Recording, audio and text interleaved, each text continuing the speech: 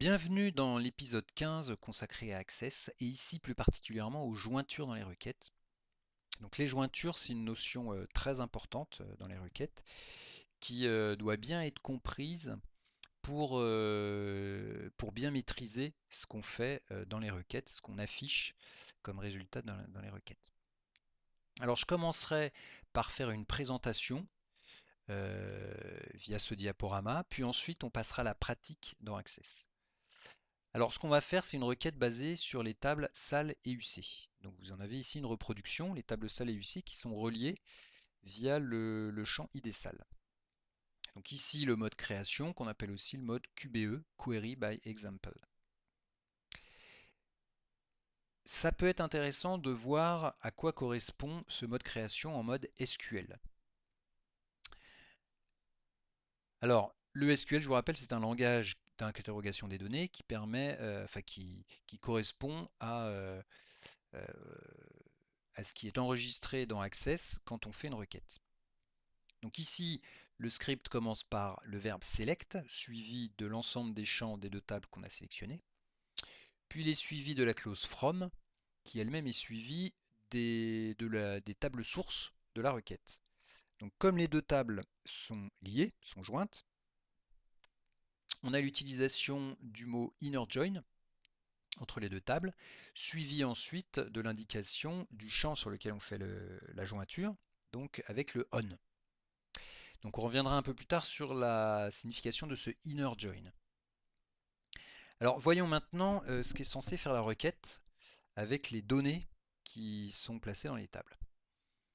Donc on va supposer que dans la table SAL, ici je n'affiche que des extraits des deux tables, et on va donc supposer que dans la table SAL, on a 4 salles ABCD, et que dans la table des unités centrales, on en a 6 unités centrales dans différentes salles.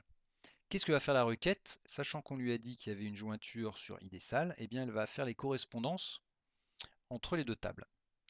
Donc la salle A contient 2 UC, donc on a 2 correspondances. La salle B également. La salle C, elle, ne contient aucune UC. Et la salle D, elle, contient une UC. Ce qui fait que la requête va nous afficher 5 lignes, donc les 5 correspondances. Ça veut dire qu'on ne verra pas, on n'entendra pas parler dans la requête de l'unité centrale 6, qui est dans la salle M, mais la salle M n'existe pas.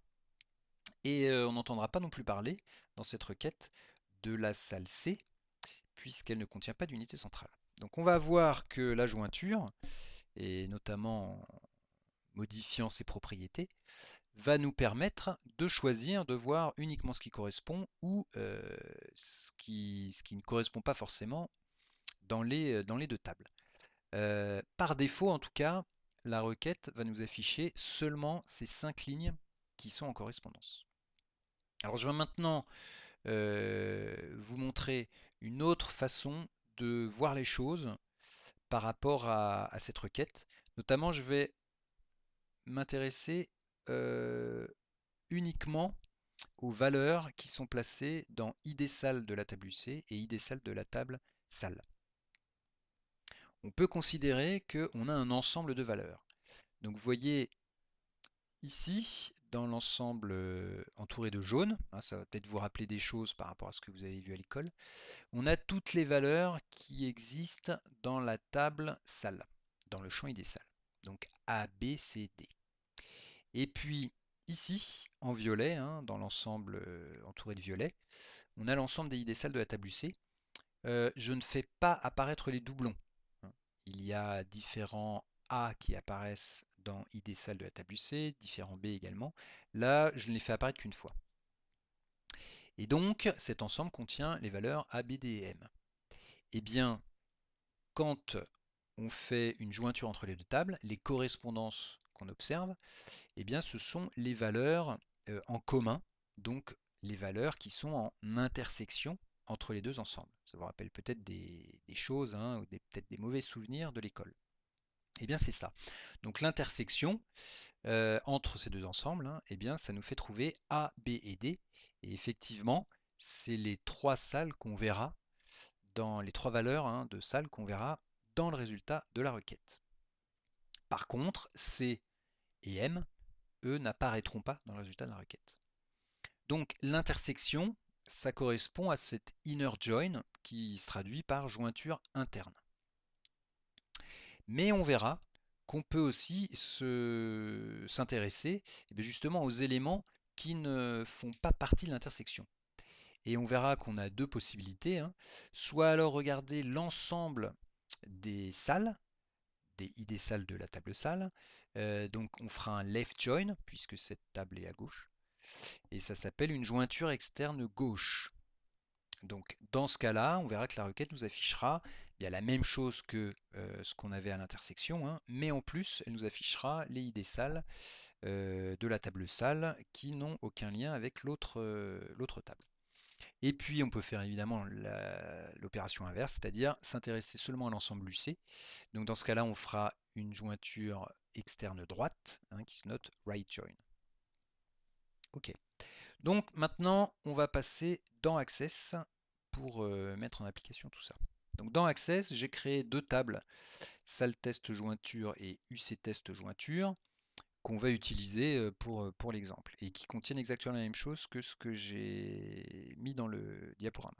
Donc on va créer une requête qu'on va se baser donc sur salle test jointure, UC jointure. Voilà.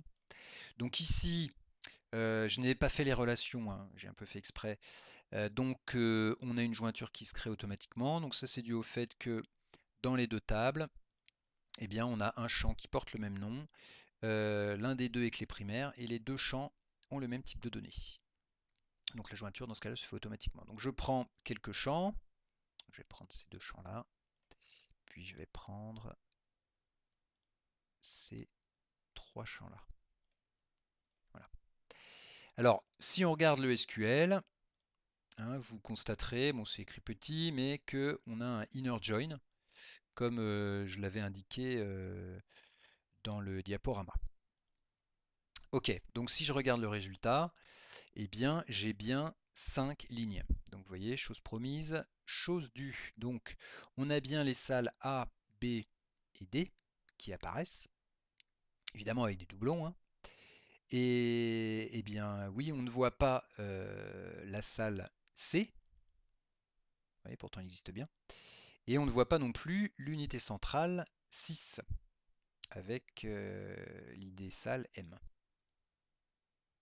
D'accord?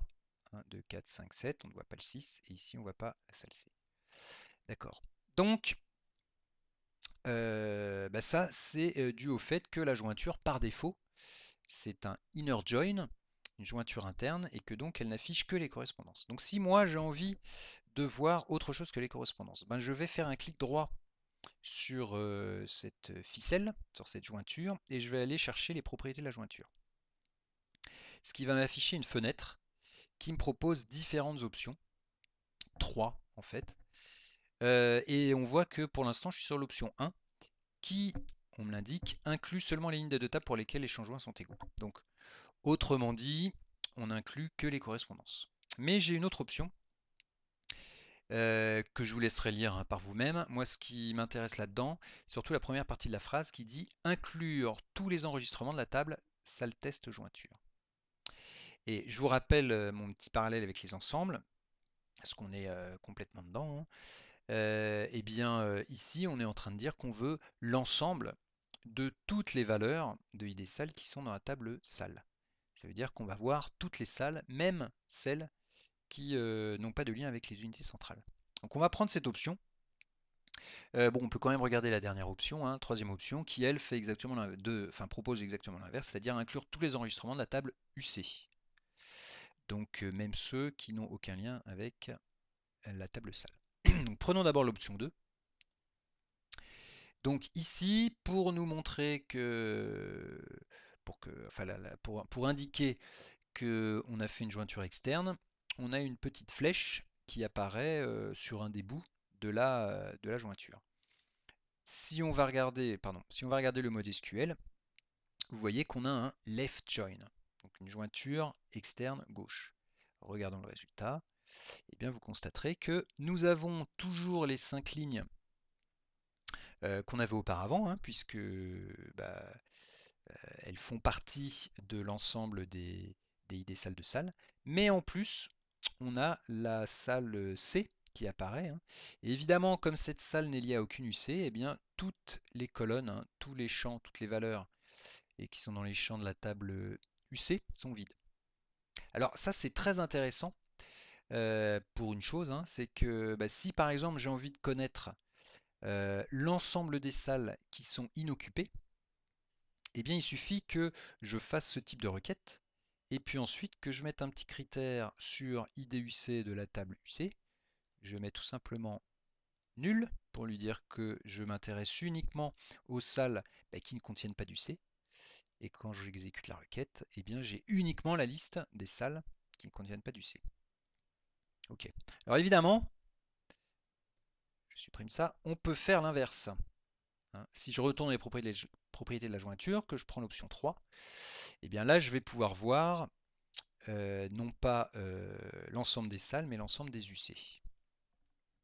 Et effectivement, vous constatez qu'on retrouve l'unité centrale 6 dans la salle M.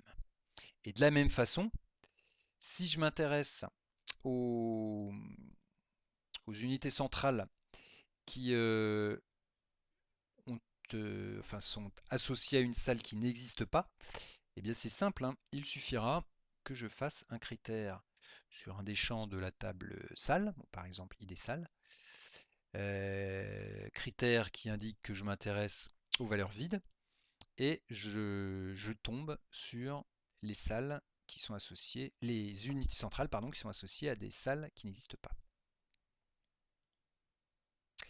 Et si je vais regarder le mode SQL, vous voyez que j'ai un, vous voyez peut-être pas bien, mais en tout cas, vous pouvez me faire confiance, il y a marqué Write Join.